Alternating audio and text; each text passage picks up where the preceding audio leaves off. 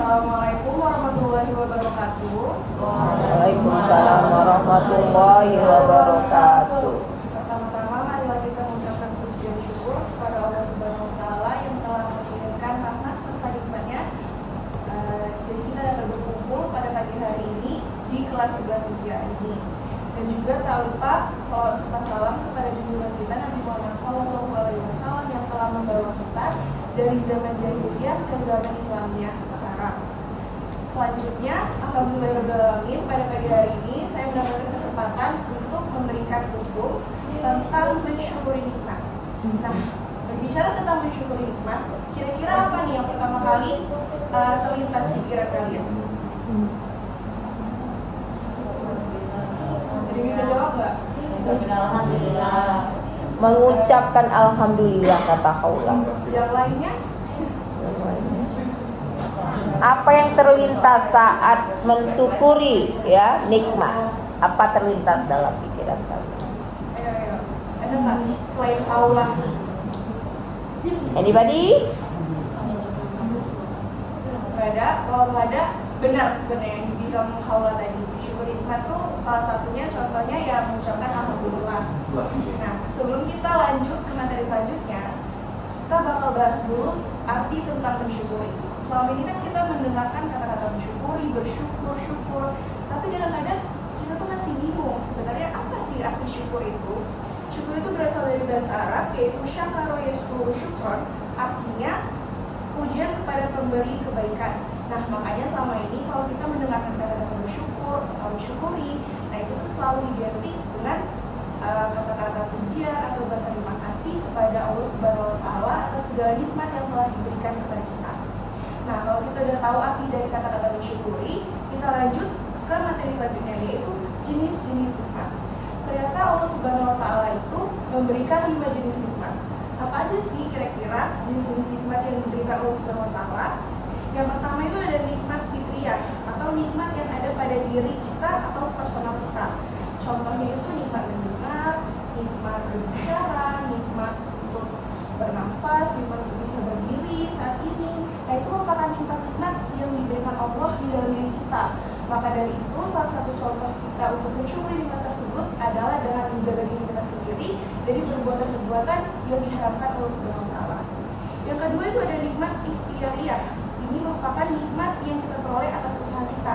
Contohnya tuh jabatan, harta, atau mungkin tempat tinggal kita sekarang. Itu merupakan nikmat-nikmat yang diberikan Allah Subhanahu wa taala. Yang ketiga itu ada nikmat alam. Itu nikmat alam di sekitar kita. Kita kan nggak mungkin bisa hidup tanpa adanya air, udara, tanah, atau lain-lain sebagainya kan. Maka dari itu kita harus menjaga lingkungan sekitar kita. Kita tidak boleh menebang, merusak, atau sembarangan membakar hutan gitu kan contohnya, supaya itu merupakan bentuk salah satu kita bersyukur atas nikmat yang telah diberikan Allah. Yang keempat itu ada nikmat diniyah, yaitu nikmat agama Islam. Sebenarnya apa ya nikmat agama Islam ini? Nikmat agama Islam ini merupakan nikmat di saat kita telah lahir sebagai seorang muslim. Coba bayangkan di luar sana orang yang lahirnya itu bukan sebagai seorang muslim dan misalnya sampai di akhir hayat nanti dia belum mengenal apa itu Islam atau muslim. Itu kan merupakan sebuah hal yang sia-sia gitu kan. Dia tidak mengenal apa arti Islam, Allah Subhanahu wa taala, dan juga hal-hal yang kita pelajari di agama Islam. Selanjutnya yang terakhir itu ada nikmat ukhrawi. Itu adalah nikmat akhirat. Ini merupakan nikmat yang akan kita peroleh di saat kita telah ada di yaumil akhir nanti. Nah, kalau kita udah tahu jenis-jenis nikmat, selanjutnya pasti ada yang kebalikan dari mensyukuri nikmat, yaitu kufur nikmat. Kufur nikmat ini merupakan suatu ketidakpuasan atas nikmat yang telah diberikan oleh Allah Subhanahu wa taala terhadap kita. Nah, jadi kita tuh bakal selalu merasa gak puas atas nikmat yang telah diberikan. Walaupun pada dasarnya manusia itu tidak pernah merasa puas, tapi kita juga ingat kita adalah seorang hamba yang harus selalu bersyukur atas semua kenikmatan atau rezeki yang telah Allah berikan kepada kita. Selanjutnya adalah cara mensyukuri nikmat. Sebenarnya tadi di materi jenis-jenis nikmat saya telah menyelipkan beberapa contoh-contoh untuk mensyukuri nikmat. Namun contoh-contoh yang lainnya itu kita bisa dengan mengucapkan alhamdulillah di setiap nikmat yang Allah berikan atau rezeki yang Allah berikan. Terus selanjutnya selalu mengingat Allah dimanapun, di keadaan apapun, atau kita selalu menjaga diri kita supaya kita menjauhi hal-hal yang tidak diperbolehkan di dalam agama Islam. Mungkin sekian kultum yang dapat saya sampaikan. Mohon maaf bila terdapat salah kata. Wassalamualaikum warahmatullahi wabarakatuh. Assalamualaikum warahmatullahi wabarakatuh.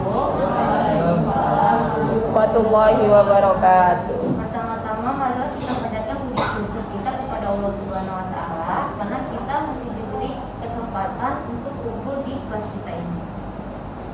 Shalawat berkaitan salam kepada Nabi besar kita Nabi Muhammad SAW. Tak kenal maka tak sayang, sudah kenal pasti sudah sayang. Saya Naurati Rasa Persyidian. Di sini saya ingin menampilkan kultum singkat saya yang berjudul Jadikanlah akhlakmu Al-Quran. Nabi Muhammad Shallallahu Alaihi Wasallam diutus oleh Allah Subhanahu Wa Taala ke muka bumi ini untuk menyempurnakan akhlak manusia. Sebagaimana hadis yang berbunyi, sesungguhnya aku diutus hanya untuk menyempurnakan keikhlasan akhlak. Hadis riwayat Al-Baihaqi. Akhlak merupakan fondasi utama menuju perbaikan. Ingin Islam maju, pasti adanya perbaikan akhlak pada manusia tersendiri. Ingin negara kita maju, pasti ada perbaikan akhlak tersendiri. Mau dari presiden, mau dari warga-warganya, pasti ada perbaikan akhlak yang harus diperbaiki. Terus ada banyak sekali cabang akhlak, dan salah satu akhlak terpuji yang sangat penting di zaman ini, yaitu adalah rasa malu. Pasti kalian semua mempunyai rasa malu. Gak mungkin dong ada yang gak punya rasa malu. Rasulullah SAW bersabda, sesungguhnya bagi setiap agama mempunyai akhlak, dan akhlak dalam Islam itu adalah rasa malu. Hadis riwayat Imam Ibnu Majah.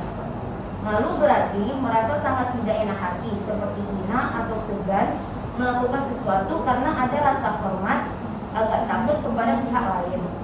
Malu adalah sifat yang mendorong seseorang merasa tidak enak apabila meninggalkan kewajiban-kewajiban perintah Allah Subhanahu wa taala dan melarang dan meninggalkan larangan-larangannya.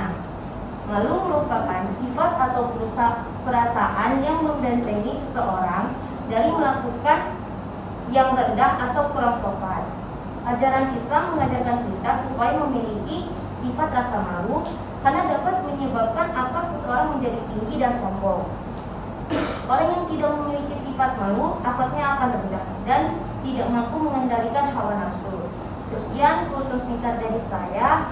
Maaf bila ada salah kata atau kekurangan. Saya bukan calon ustazah, tapi saya calon istri dan ibu dari anak-anak kita nanti.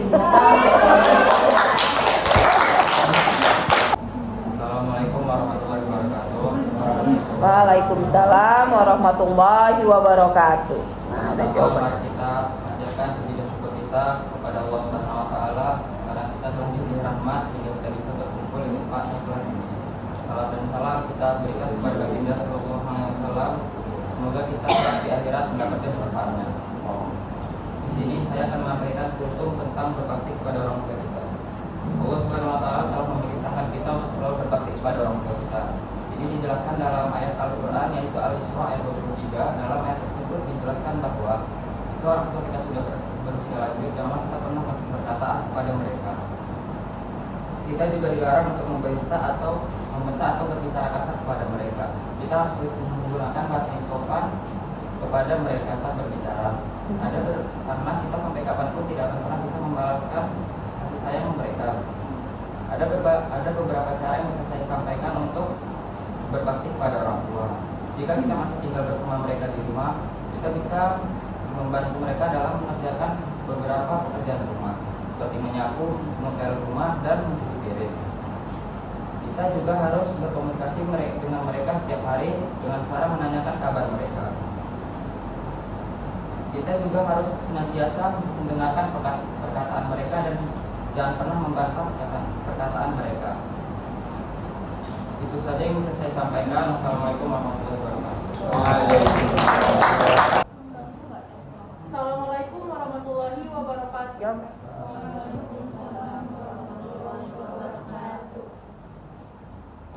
Ya, Pertama dan yang paling utama, mari kita panjatkan puji syukur kepada Allah Subhanahu wa taala, karena Allah kita bisa berkumpul di kelas yang kita cintai ini.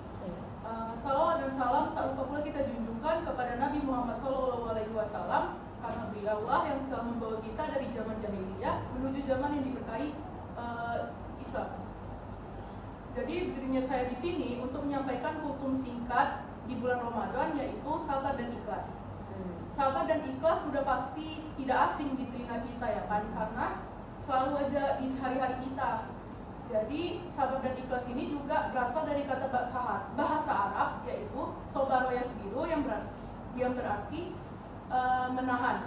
Dan ikhlas juga berasal dari bahasa Arab, yaitu khalaso yakhlisu, yang berarti merelakan. Jadi lebih spesifiknya, sabar itu menahan diri maupun lisan, perbuatan dalam amarah. Dan ikhlas itu yaitu merelakan sesuatu yang kita sayangi tanpa rasa beban sedikit pun. Sabar dan ikhlas ini juga termasuk dari begitu banyaknya sifat Rasulullah. Kenapa saya bilang begitu? Karena contohnya ketika Rasulullah melakukan perjalanan dakwah, dan pastinya dia mendapatkan rintangan dan ujian. Jadi contohnya seperti digunjing, dicaci maki, dilempari kotoran, bahkan ada yang sampai mau membunuh Rasulullah. Bahkan itu Rasulullah menjalaninya dengan sabar. Bahkan Rasulullah memaafkan oknum tersebut. Terus ikhlas itu ketika Rasulullah mendapatkan ujian, yaitu dia ditinggalkan oleh istri tercintanya, yaitu Siti Khadijah binti Khuwailid, istri pertama dan juga yang sangat dia cintai. Kenapa sangat dicintai? Karena ketika Rasulullah mulai berhijrah dan dia tidak memiliki apa-apa, tidak memiliki harta, jadi Khadijah itu yang memberikan harta, support dan segala macam itu kepada Rasulullah agar dia bisa mendakwah dengan mudah. Maka saat dia mendengar Khadijah meninggal, beliau sangat terpuruk, karena ya namanya istri kesayangan dia, nggak mungkin dia nggak terpuruk. Jadi balik lagi kepada manusia, yaitu people come and go, yang akan merasakan lahirnya di dunia dan juga akan meninggalkan dunia ini. Lalu sabar dan ikhlas ini juga ada di pepatah bahasa Arab, yaitu mansobaro zofiro, yang artinya barang siapa yang bersabar maka beruntunglah ia. Dari sini kita sudah mendapatkan jawaban dari pertanyaan kita yang biasanya, aku udah bersabar, aku udah ikhlas, kenapa Allah nggak pernah balas ijabah doaku, nggak pernah membalas apapun perbuatan yang aku lakukan. Nah, balik lagi kan namanya juga proses, gak semuanya langsung klop. Allah juga pasti ngasihnya tanpa kita sadari. Jadi mungkin gak sekarang, bisa aja besok, bulan depan, minggu depan, atau seterusnya. Yang pastinya Allah akan ganti perbuatan yang kita lakukan. Terus dan juga sekarang kan di bulan Ramadan. Bulan Ramadan ini pasti dari kita bangun sahur, buka puasa sampai tidur lagi pasti ada ujiannya. Maka dari itu perbanyaklah kita bersabar agar ibadah kita menjadi lancar, puasa kita juga maksimal, dan dapat berkah dari Allah Subhanahu wa taala. Jadi sekian dari kultum singkat saya. Wassalamualaikum warahmatullahi wabarakatuh.